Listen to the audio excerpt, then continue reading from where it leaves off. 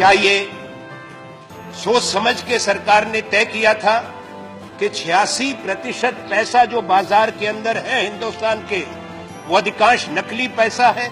पूरी दुनिया में एक संदेश गया कि हिंदुस्तान की इकोनॉमी केवल काले धन पर टिकी हुई है, केवल अपराधी, कालाबाजारी और नकली नोट रखने वाले हिंदुस्तान की इकोनॉमी को चलाते हैं। आपने देश के सब लोगों को अपराधी बना दिया।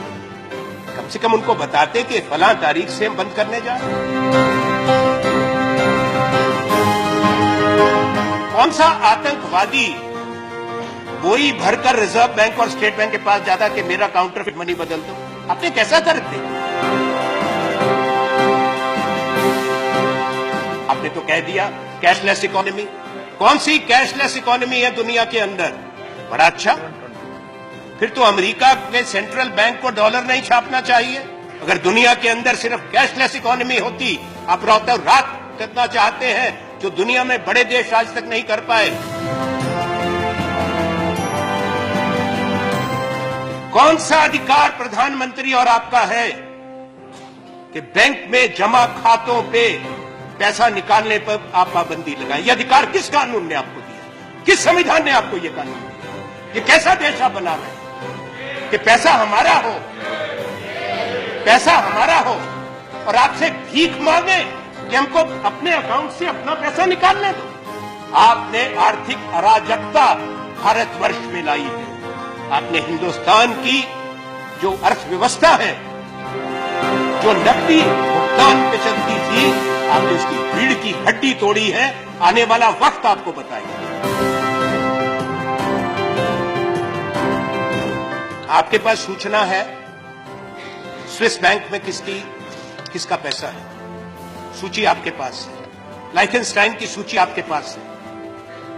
83 देशों के साथ हमारे समय में भी समझौता था।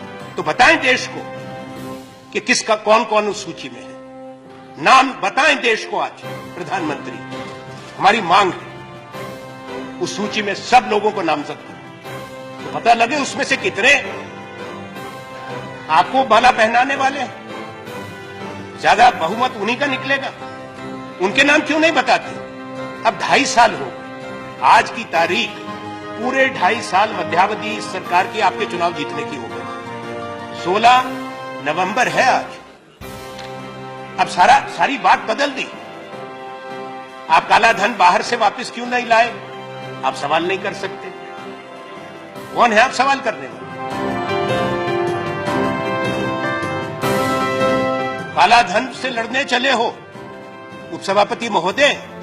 500 रुपए का नोट और 1000 का नोट रद्द कर दो और 2000 का नोट ले आए, जो रंग छोड़ रहा है, जो बचपन में हमको मिलता था चूर्ण के पुड़िया के अंदर, वैसे रंग का एक 2000 का नोट ले आया जो कोई चाहता नहीं है।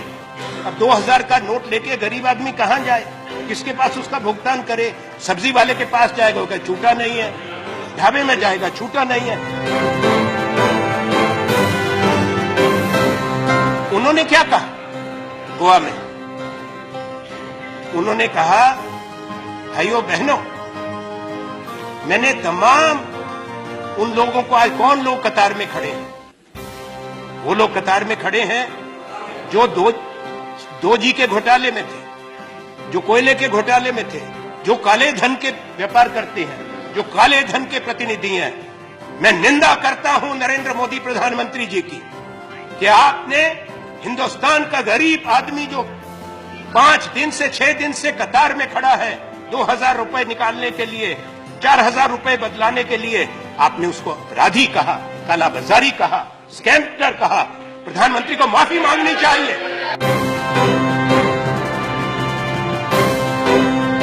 प्रधानमंत्री ने कहा कि मेरी जान को खतरा है, मुझे मार देंगे। उन्होंने अपनी छाती वाती भी पीटी। उन्होंने कहा मैंने सब कुछ त्याग दिया।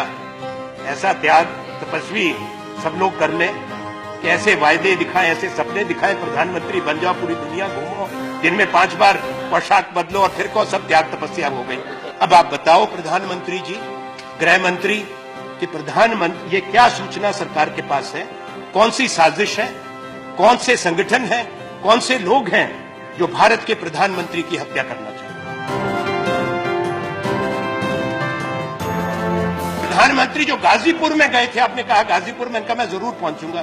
तो गाजीपुर की रैली का क्रेडिट कार्ड से पेमेंट हुआ था, चेक से पेमेंट हुआ था? किसने पेमेंट करी? खूब वहां पे दहाड़ रहे हैं खड़े होकर। कर्नाटक में आपके एक नेता की बच्ची की शादी हो रही है, वहां पे क्या तूफान हो रहा है? 500 करोड़ रुपया शादी में इस्तेमाल हो रहा है। सारे इनके नेता वहां पे जा रहे हैं और काले धन के खिलाफ गिरफ्तार करो ना उसको।